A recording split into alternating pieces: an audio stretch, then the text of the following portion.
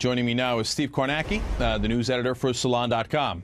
All right, Steve, as you can tell, I'm not taking it easy on the president or the Democrats, certainly not the Republicans or the media. One, let's talk about whether you see this unfolding the same way that I do. Does it look like they're coming for Social Security with the Deficit Commission and all that's being said?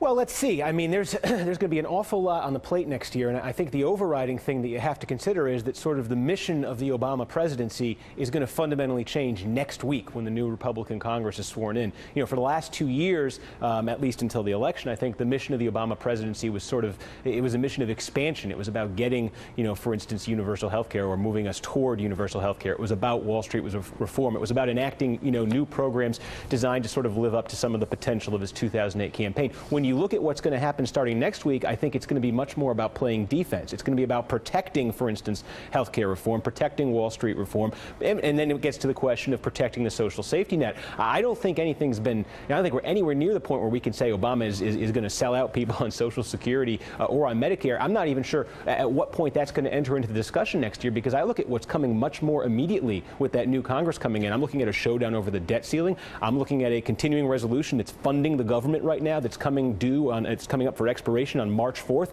and I'm looking at the possibility that Republicans are going to insist at that point on defunding, for instance, health care reform and having a showdown over that, or having a showdown, like I said, over the debt ceiling. Let's get through that first, and then let's start talking about Social Security, Medicare, social safety net. Now, Steve, I'm telling you right now, look, we're on tape here, so they'll be able to play this back, okay? Right. They are going to call for cutting spending. Obama's definitely going to go along with it, and then when they go for cutting spending, what are they going to go for? The Deficit Commission, commissioned by Obama, already came out and said, yes, we want to cut your Social Security. It's already so entrenched that, as I said, I talked to many Democrats on air. When they come on, they're like, well, we got to compromise. What's the compromise? What are we going to get in return for cutting Social Security? Well, I think there are a couple of questions. First of all, you note that the commission proposals on deficit reduction came out in the middle of December, and then what was really the first thing that Congress did after that, as you correctly point out, they exploded a much bigger hole in the deficit. So that's the degree to which Congress really cares about deficit reduction. I think the other point is, and I think you get at it there too a little bit, it's true that people really don't care about the deficit and about deficit reduction as much as Washington thinks that they do. If you take a poll sort of blindly on the question, do you think the deficit's too high? Do you think we ought to do something to reduce the deficit? Those kind of notions poll well. Like you show, though, when you actually say, okay, we need to make significant cuts in Medicare or Social Security, that's how we're going to accomplish it, support goes down. Historically, if you look at the past 30 years, there have been 3 periods when the deficit's really kind of been prominent. One was in the early days of Reagan, one was in the early days of Clinton, and then the third is right now. And in those other 2 instances, the economy was really what was driving that frustration and that anxiety. And people sort of attached their economic anxiety to the deficit. They're sort of conditioned to do that. I think they're doing the same thing now, which is why I think the package that the president was able to get through, which is basically the closest thing he could possibly have gotten to a second stimulus, the package he was able to get through in the lame duck session, that's why I think that's so significant, because that's his last crack, really, for the foreseeable future at stimulus. And if that can get the economy going, then I think sort of this deficit fever dies down a little bit.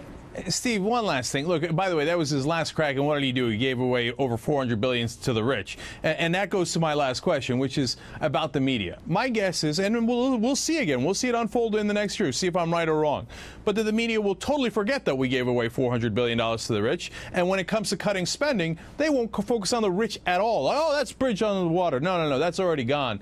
And they'll only talk about these other things. I mean, what do you think? Is that right? Or will they finally wake up and go, oh, my God, you're right. Wait a minute. We just gave away the store to the rich. Well, let's see what the sort of broader political atmosphere is like the next time that the fight over tax cuts for the wealthy comes up. It was waged, don't forget, in a situation where Obama was weak politically. You just had the midterm elections. You have unemployment near 10%. Oh, come on, Steve, come on. Listen, weak politically, at the time, he had the House, he had the Senate, he had the White House. Only a Democrat would call that weak politically. And he just lost 63 seats in an election. That's pretty significant. And if you look at what the trade-off... But they hadn't lost them yet. That was the whole point of the lame duck. They still had those seats. And they went on, and in exchange for also extending the tax cuts for the middle class, they were also able to get a treaty passed. They were also able to end the don't ask, don't tell policy. They were also able to extend unemployment benefits, and they were also able to pass a bunch of other stimulus measures that they wouldn't otherwise have been able to pass.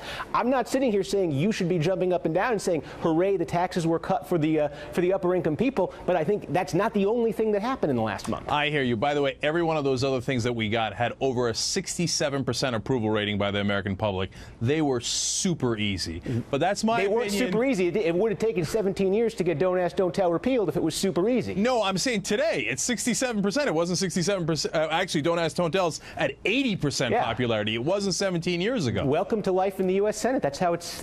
No, not for the Republicans. They get stuff done incredibly easily when they have positions that are enormously unpopular. That tax cut for the rich was terribly unpopular. I think that was I think there was very significant legislation passed in that lame duck session, much more than you've seen when Democrats have had lame duck sessions and when Republicans have had lame duck sessions. All right, Steve, listen, you've been great. We really appreciate your time. Thanks for joining us. Sure.